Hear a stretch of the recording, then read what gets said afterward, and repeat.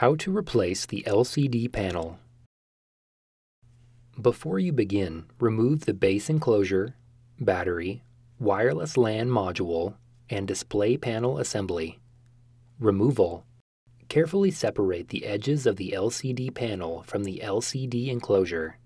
Important: strong adhesive strips secure the right and left edges of the LCD panel to the LCD enclosure. Take care not to damage either component during the separation process.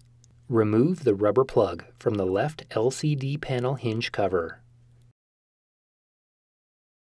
Lift the LCD panel off of the display enclosure and remove. Reverse this procedure to install the LCD panel.